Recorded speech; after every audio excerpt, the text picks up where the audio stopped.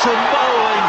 Goodness me, that's as good as you can get. It's pitched middle and off and hit off. तो जनाब ये मेरे आज के मेहमान जिन्होंने चौंका दिया था क्रिकेट के शायकीन को और क्रिटिक्स को अपनी शानदार परफॉर्मेंसेस के ज़रिए से। 17 साल की उम्र में जब इन्होंने डेब्यू किया तो लोग हैरान थे कि इतना टैलेंट और इतना अमेजिंग किस्म का जो स्किल इनका था, जिसमें इन्होंने लॉर्ड्स में इनका नाम लिखा हुआ है क्योंकि यंगेस्ट एवर फास्ट बॉलर थे जिन्होंने सबसे ज़्यादा विकेट्स ली थी। 6 विकेटें ली थी इन्होंने और ये एक बड़ी ज़बरदस्त किस्म की बात। इसके अलावा बेशुमार और ऐसी अचीवमेंट्स जिनके हिस्से में आई।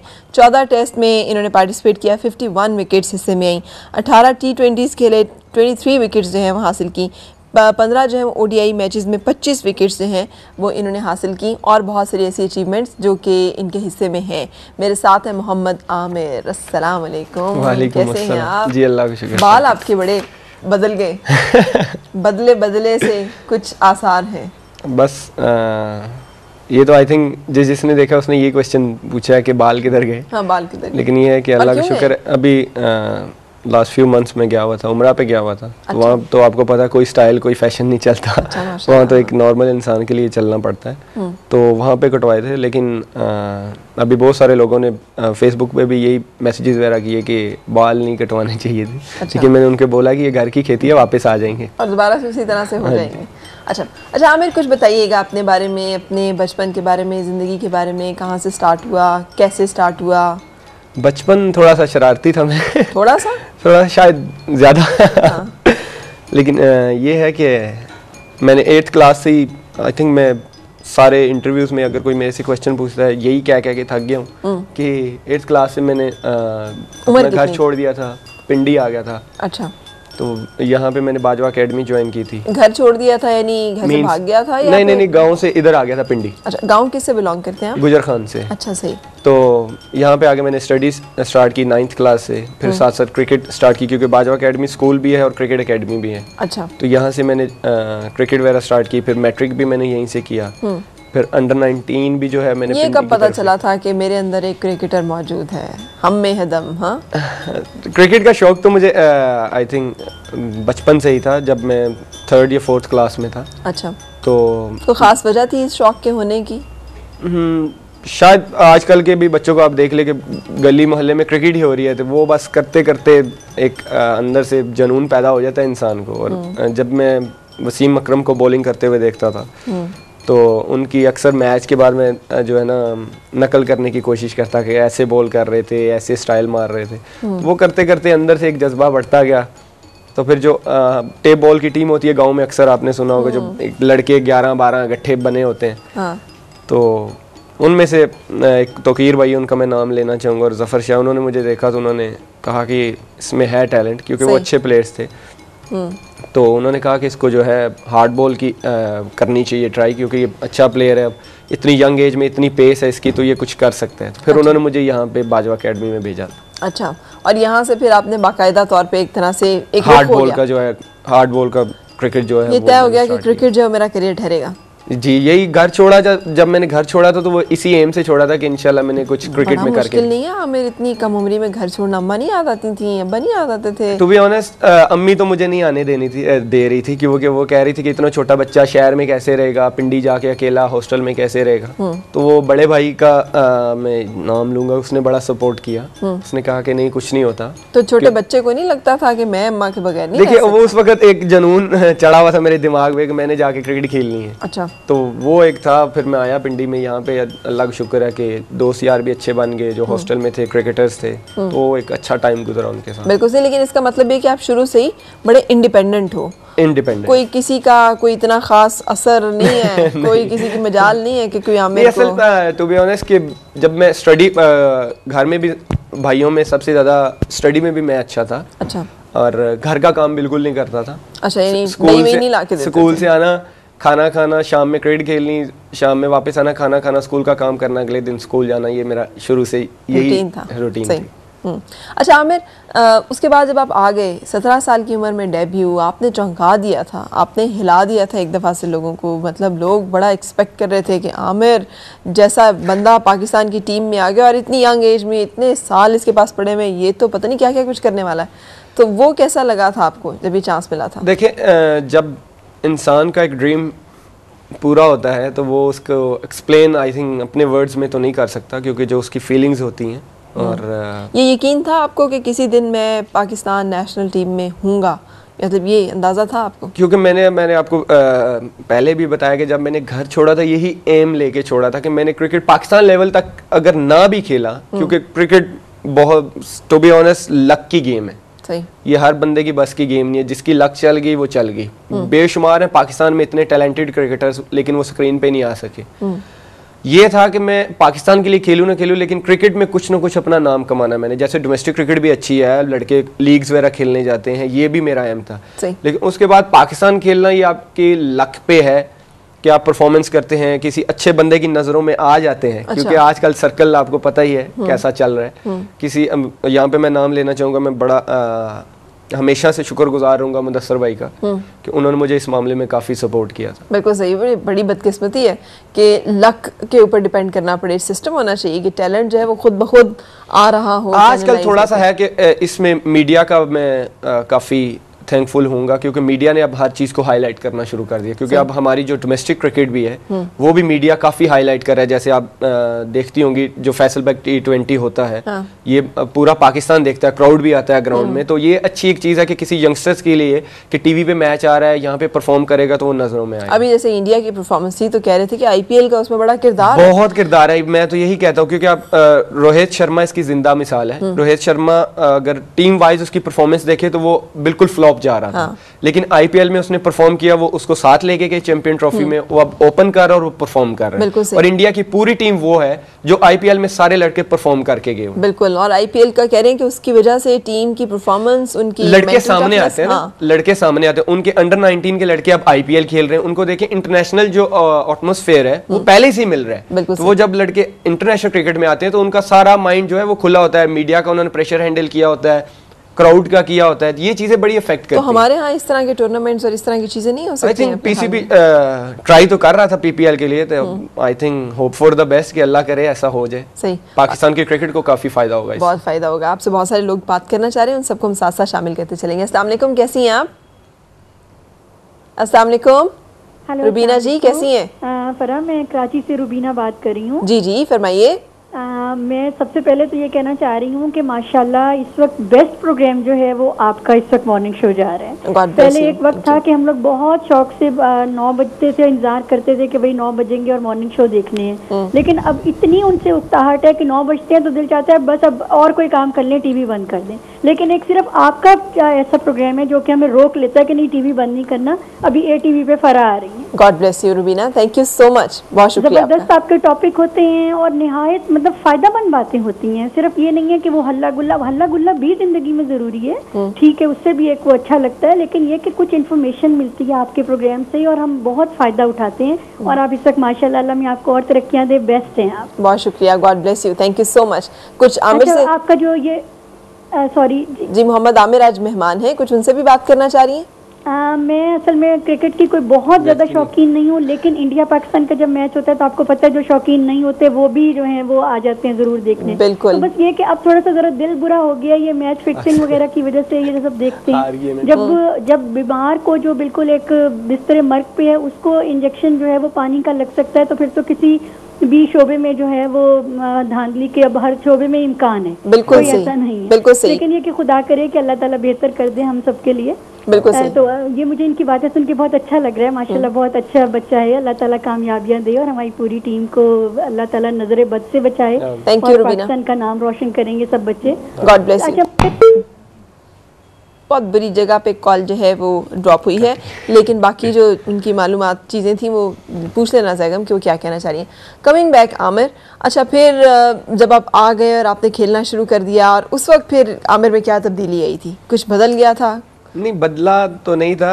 हाँ, लाइफस्टाइल जो है वो थोड़ा चेंज होता है, क्योंकि आप जिस तरह की फील्ड में जाते हैं आपको थोड़ा सा अपने आप को एडजस्ट करना पड़ता है। और दूसरा टू बी ऑनेस्ट कि बड़ी मुश्किल चीज़ होती है क्या शोहरत? जो शोहरत होती है बहुत, इसको संभालना बड़ी मुश्किल चीज़ होती है, क्योंकि आपकी हर चीज़ को नोट किया जाता है। और इस तरह की जब अल्लाह ने मुझसे परफॉर्मेंस करवाई थी, हर बंदे की नज़र मेरे पे थी। मैं जिस कंट्री में जा रहा था कि आधा मीडिया मेरे पीछे होता था, ऊपर से एक एज की वजह से कि यंगस्टर है, अब ये क्या करेगा, कैसे करेगा, ये है वो है।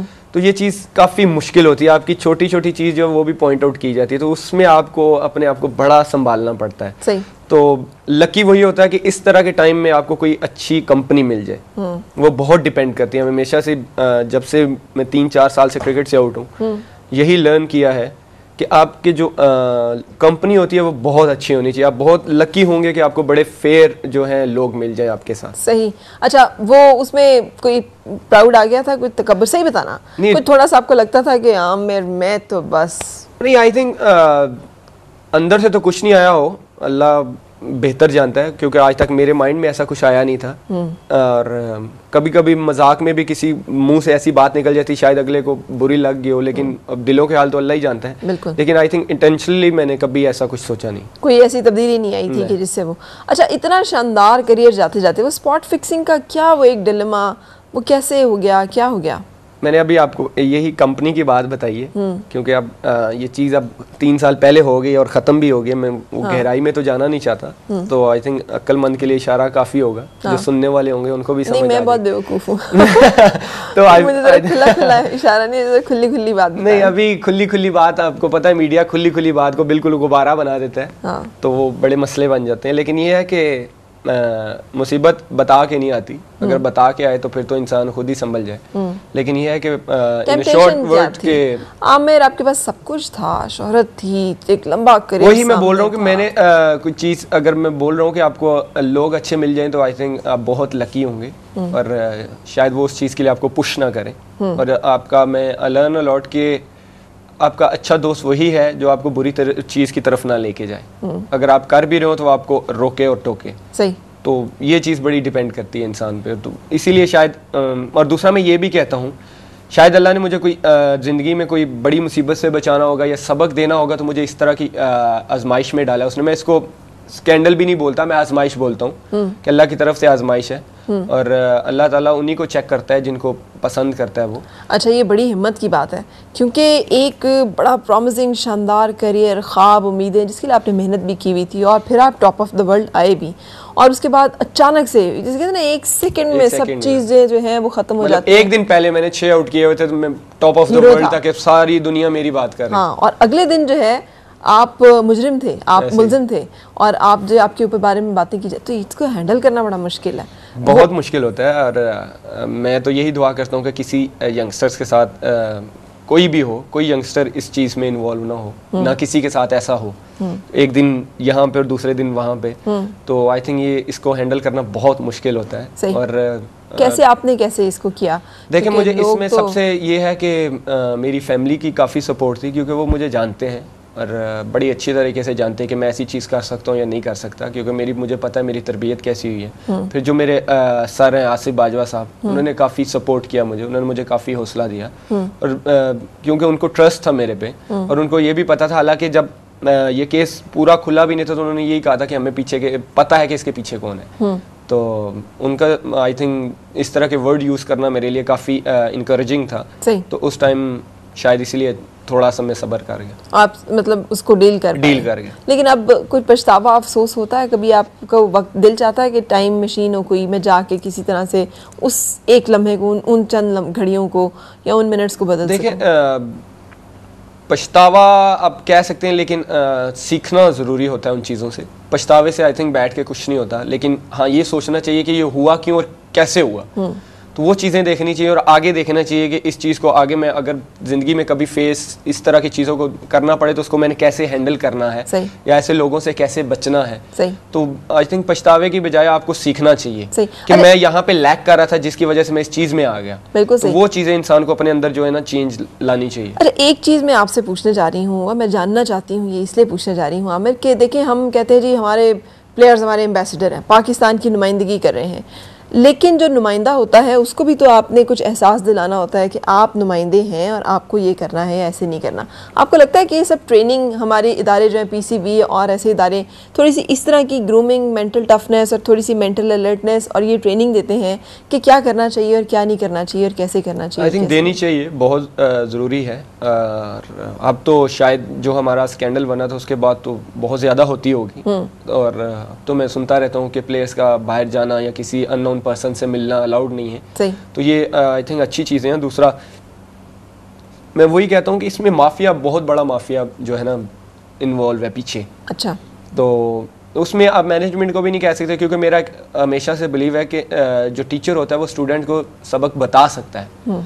एग्जाम में जाके स्टूडेंट ने खुद लिखना होता है, तो स्टूडेंट को चीजें ये दिखनी पड़ती हैं। फिर मैं वही बता रहा हूँ कि इसमें आप बहुत लकी होते हैं। बात फिर एंड ऑफ द डे वही पे आ जाती है कि आपके अराउंड जो पीपल होते हैं वो अच्छे होने चाहिए, जो आपके मतलब आप देखते हैं कि यार ये मेरा सीनियर है, सीनियर को पता है यार ये मुझे बड़ी रिस्पेक्ट देता है, मुझे बड़ा फॉलो करता है, तो उनका सही होना आपके लिए बहुत फायदेमंद है। ये सही लोगों का टीम में होना कुछ इदारों की, कुछ लोगों की जिम्मेदारी है। वो एक मछली सारे जल को गंदा करती है, तो कुछ लोग जिम्मेदार होते हैं इस चीज के, सिस्टम सही होना चाहिए, सिस्टम स्ट्रांग होना चाहिए। और क्योंकि अब जहाँ तक मेरा ओपिनियन है कि यंगस्टर्स को जो हमारी एकेडमी है वहाँ पे इस टॉपिक पे आई थिंक वीकली 2 से 3 दफ़ा लेक्चर्स देने चाहिए। सही।